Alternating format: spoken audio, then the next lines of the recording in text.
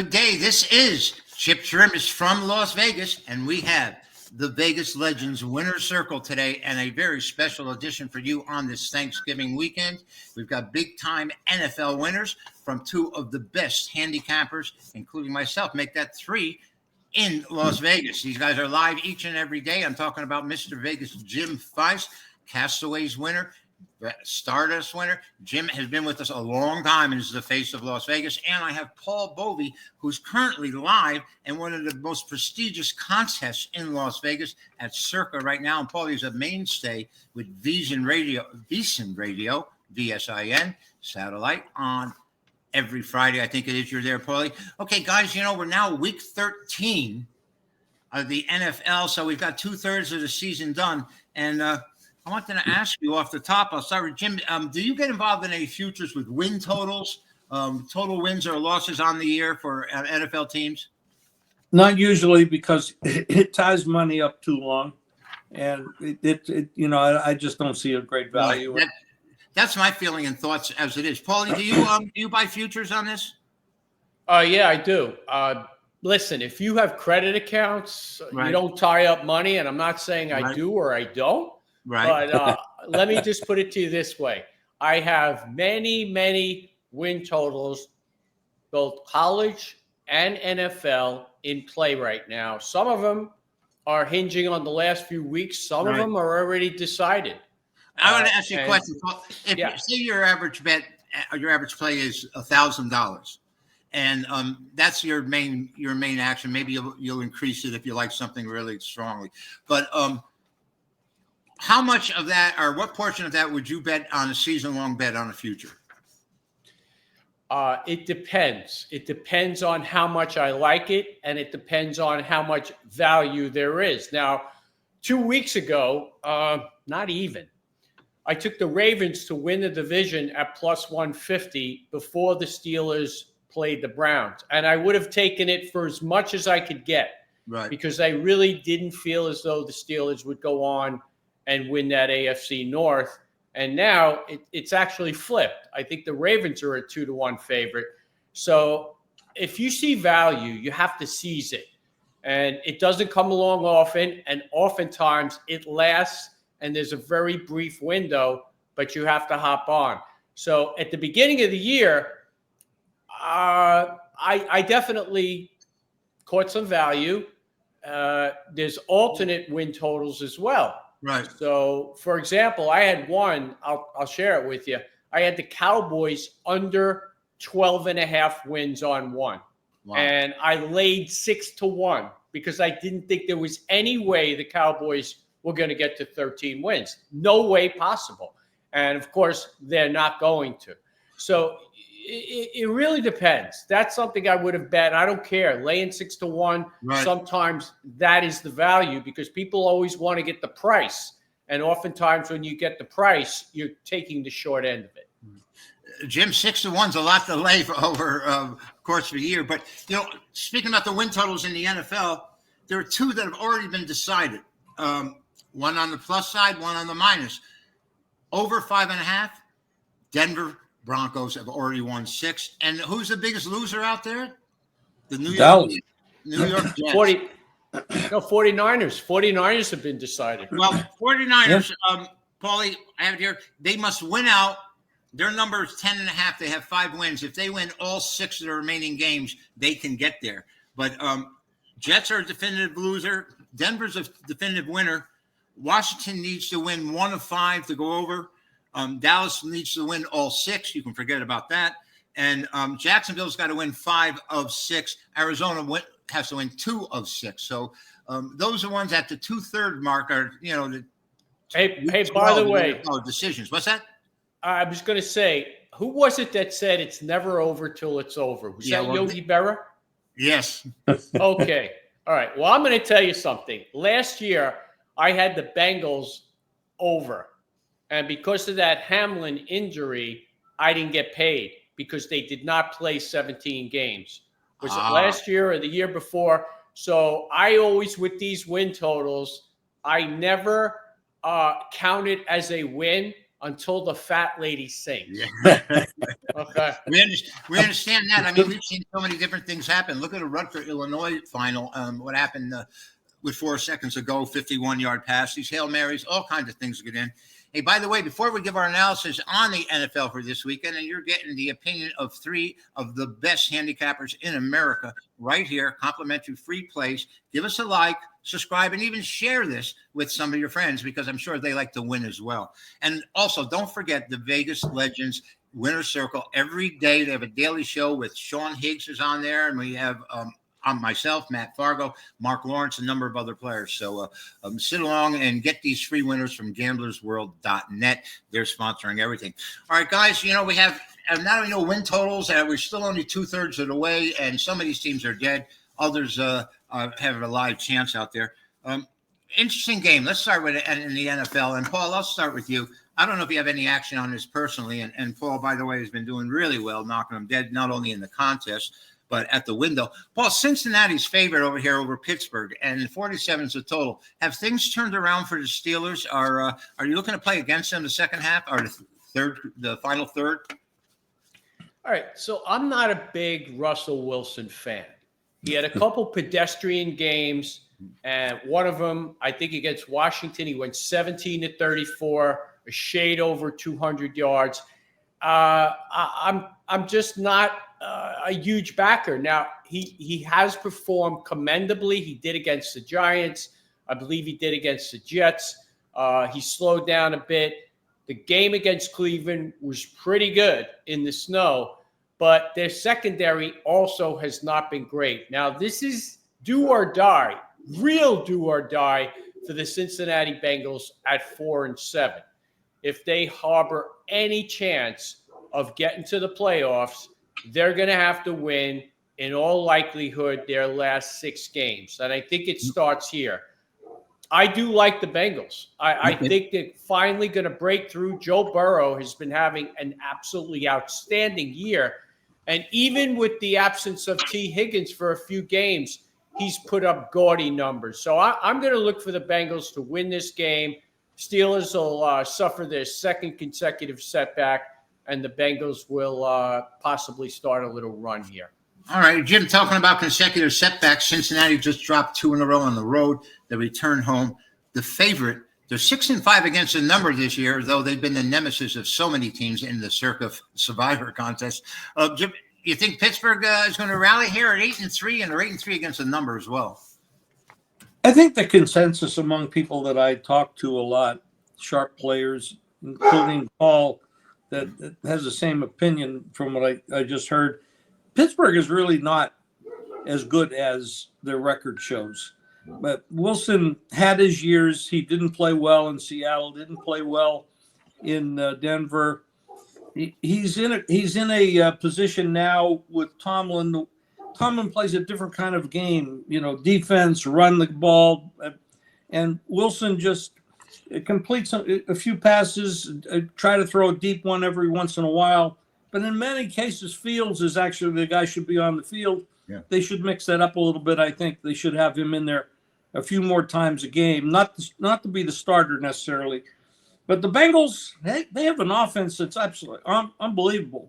It's hard to stop it. Right. But their defense, it reminds me of going back in time, the old Dan Fouts, the San Diego Chargers. They score 45 points, give up 46. That's the kind of offense. You can't stop them. But can they stop the other side? Well, Pittsburgh doesn't have a dynamic offense. I favor the Bengals also. Jim, your comment about this is their last hope. This is the time they have to do it. Your comment about Fields getting in there, he was pretty effective in a couple of plays against Cleveland in spot duty. I'm surprised he doesn't get more playing time. I guess he thinks the experience of Russell is going to turn him into winners. This Pittsburgh team is kind of funky out there, and you're trying to figure out at times how they won and what's happened.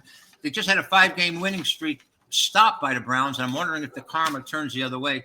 If in any way I could get a decent price on this game, laying the money line, I might do it. I'm so afraid of Cincinnati winning and not getting there. 2 points sometimes in these games is a lot of room. I have a rule, Chipper.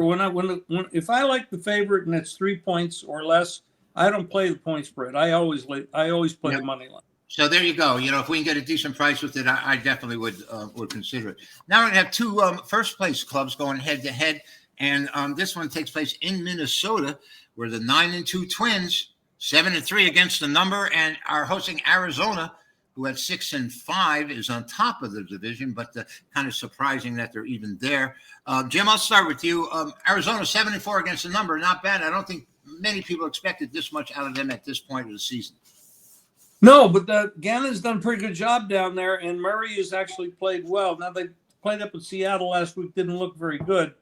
But, this is not a team that likes to play in weather. Some teams just don't. And Right. But Murray, this is an indoor game. I took the points in this spot. I like Arizona taking the points. I got 4 with it.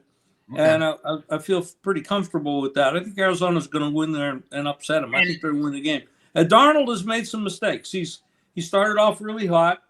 They're not as good as their record, in my opinion, but maybe neither one of them are as good as their record. Well, but I like this spot for Arizona. All right, these two teams, Arizona's only gone over. You think with Murray at quarterback that they would be a dynamic offense, a scoring team, but they've only gone over 4 of 11 times.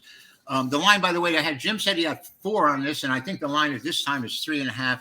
The total is 45. Paulie, you have an edge, or is there anything you see between the Cardinals and the Vikings, 2 division leaders? This should be a big game. Well, the Vikings, look, they come off a 3-game road trip, and they somehow managed to win them all. Yeah. It wasn't always pretty. Look, Jacksonville was a struggle. Tennessee, they closed to 6 points late in the game, and the Vikings eventually opened it up a little bit, and the final score I don't think is really indicative of what went on. And then last week they struggled with the Bears. They get by 30-27, and you would think that this is a great spot for them coming home, but I don't think it is. I think maybe they're breathing a collective sigh of relief coming home. They're not in a great spot. Their offense hasn't been performing, firing on all cylinders here. And I just think Arizona could stay in the game.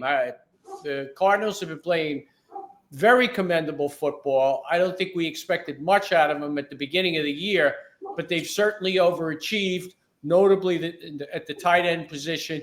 So I'm going to go with the points here. Taking more than a field goal here, to me, is definite line value against the team that's struggling to put points on the board. Yeah, I pretty much feel the same way looking toward your dog. Jim, has there been much public action on this game at all that you're aware of, or what's the sentiment out there about this matchup? I haven't heard very much about it at all. Actually, that's why I'm asking. I don't think anybody really has a lot of confidence in either club to show up. But it's just a good spot for Arizona, a team that won 3 in a row, like Paul said, on the road against marginal clubs, and now comes home and laying points. That maybe they're taking a deep breath. Hey, we got away with 3, and Arizona coming off the loss is a little bit more dangerous. Well, it sounds like everyone doesn't think Minnesota is as good as they are, and I guess the odds makers don't think so either, because they're 7-3-1 against the number. So, we'll move on off of this one. That would be kind of interesting to see what happens. Now we got a game of great interest, I think. Philadelphia is at Baltimore, and these are 2 heavyweights hitting each other, and I'm really looking forward to this one on the weekend for sure. Philly's 5-1 on the road, Jim, and yet Baltimore's 4-1 at home. A meager field goal has the Ravens favored. Both teams can run the ball, and both teams will run the ball. In the amazing thing about Philadelphia is they're slow starters, but their physicality and the way they run, they wear down the opponents. And in the second half, they're absolutely astronomical. Mm-hmm. Philadelphia, here's one bet for you. Philadelphia's second half. Because their physicality has been winning almost every second half. They destroy people in the second half. Yep. Now, these are 2 basically even teams. I think there's really 5 teams that could win the Super Bowl, and these are 2 of them. In the NFC, it's the Lions and the Eagles. And in the AFC, you got Baltimore in there, you got Buffalo in there, you got the Chiefs in there. they're legitimate 5 clubs that could actually lift the trophy. This is a tough game. Baltimore coming off the game on the other night at the Chargers cross-country trip. They got a little bit more rest for Philadelphia. They're a bit more rested. It's a very, very difficult game. I like the game to go over, though. I do. I think you're going to these two teams are going to wear down. It's going to open up the passing games, and in the second half, I like the second half Philadelphia, and I like the second half over. Okay, I could see it going over, Jim. You have the Ravens 10-2 to the over, number 1 offense in the NFL right now. Paul, were you thinking about the total at all? I mean, the other side, Philadelphia's only gone over 5 out of their 11 games. So if the Eagles have their full complement of receivers back, because Smith was out this past week, I would go with the Philly team total over. I think this Ravens secondary is pretty bad. They're not good at all. I really don't understand what went on there on Monday night, because the Chargers went right down the field on the first drive. 7-0. You figure, okay, here's the onslaught. LA's going to put up 28, 31 points, and it just ground to a halt. And part of it was, to me, it was the game plan.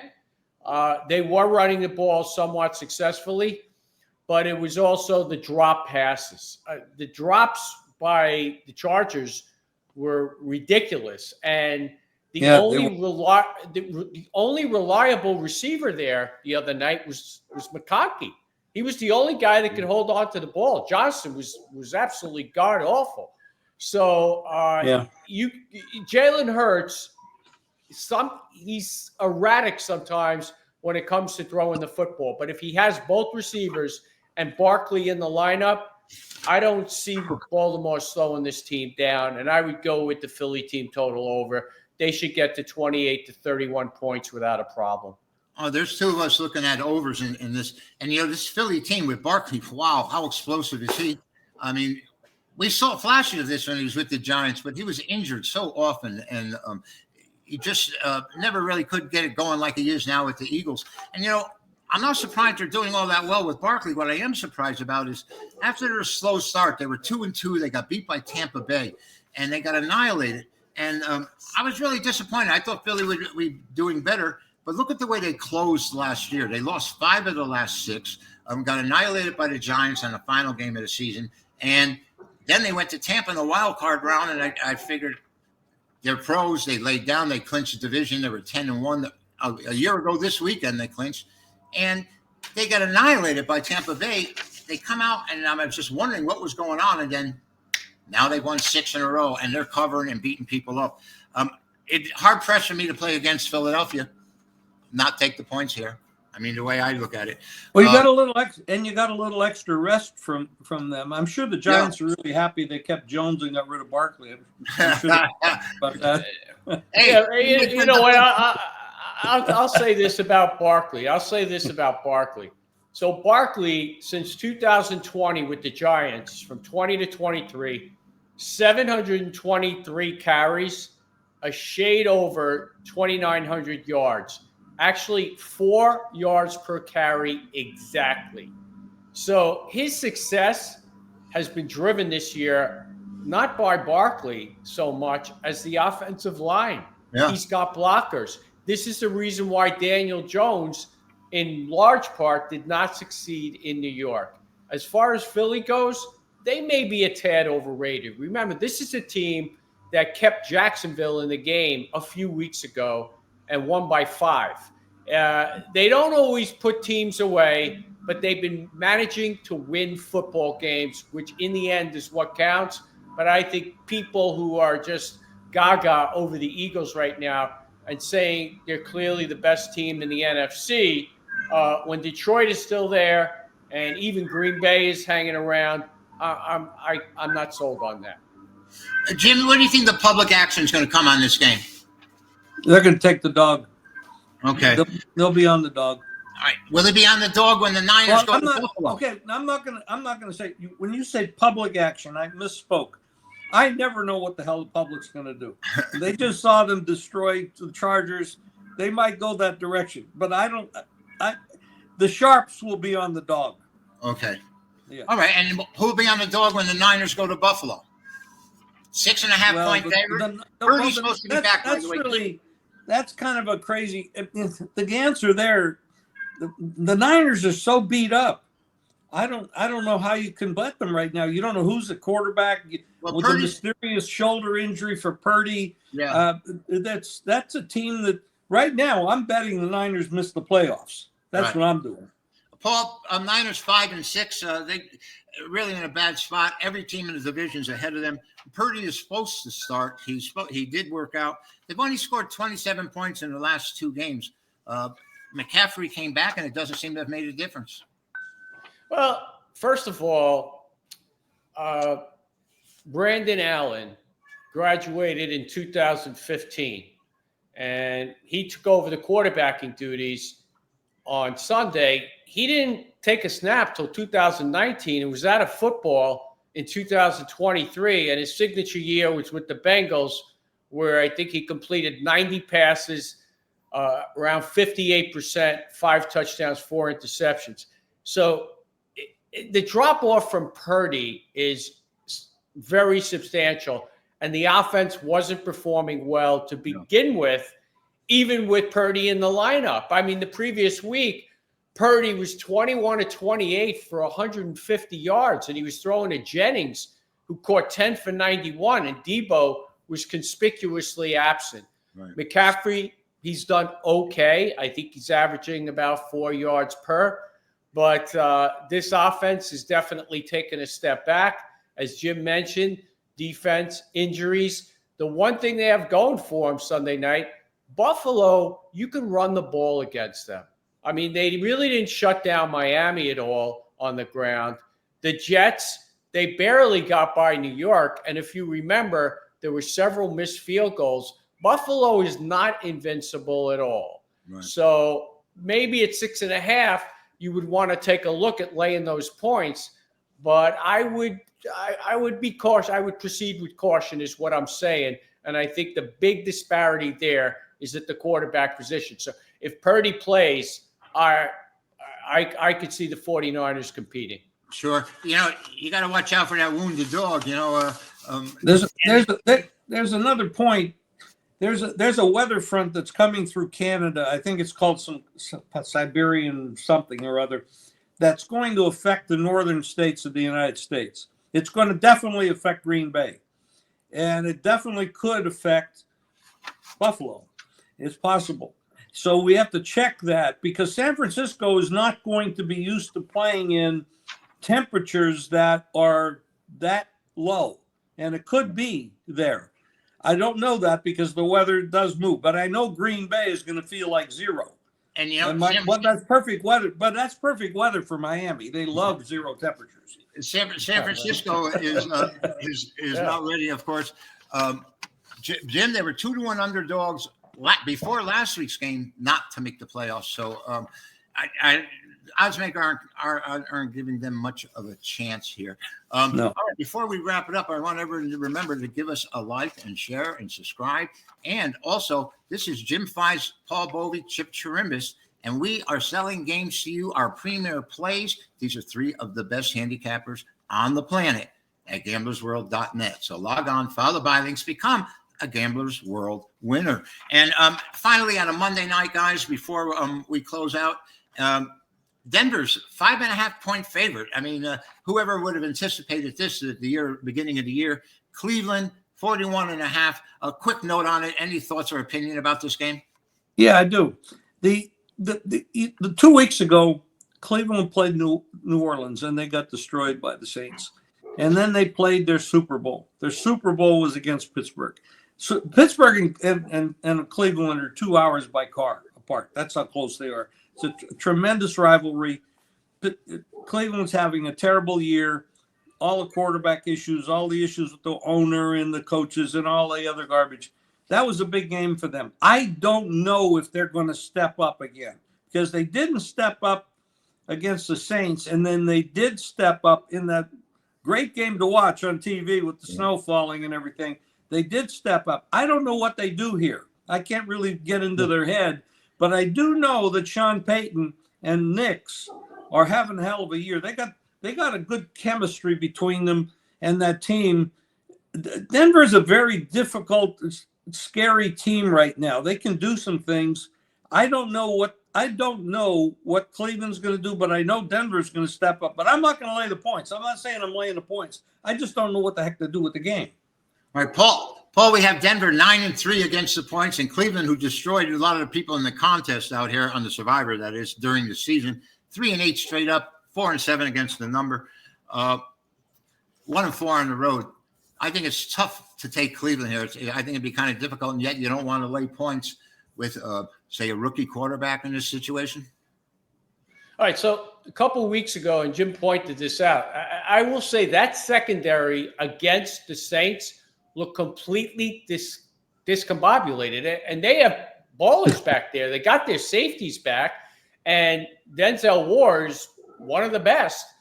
There was just a lot of confusion back there, and Taysom Hill absolutely ran roughshod over that whole defense. It was an embarrassment by Cleveland's stop unit. It was just awful. And I had the Browns that game, and it was just painful to watch.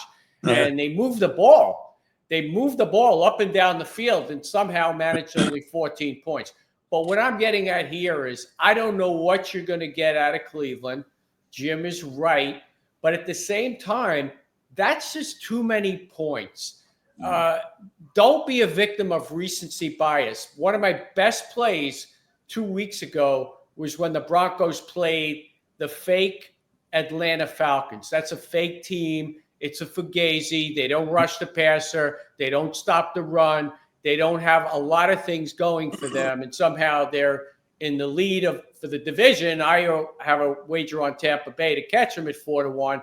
And we'll see how that plays out. And then last week, this past Sunday against the Raiders, they were losing that game. And the Raiders don't have much. We all know that. They're stripped down at receiver, quarterback issues, and they needed some turnovers and a miracle stop just to cover the number. So, no, that's too many points for my taste. I'm not going to back Cleveland, but I'm certainly not laying 5.5. All right, before we close with our just a single word on say, our free play for the public out there. Remember, it is Turkey Shoot Weekend at gamblersworld.net. And we've got all kinds of specials out there. You can multiple handicappers at a single price. And log on, follow the buy links, and pick out the package that's the best for you with world champion Jim Feist and Paul Bovi, along with myself, Chip Chirimbes. Give us a like and subscribe. And remember, we'll be here again. And Jim, quickly, who would you give yours your best on for the public out there on Sunday? Oh, boy. That's a good question. Let Paul go first on this. Let me think about it. All right, go ahead, Paul. We'll give him time to run and hide. I'll give you a side and a prop because I'm not going to give you anything that I don't like. Right. I think Jahmyr Gibbs over 74.5 rushing yards.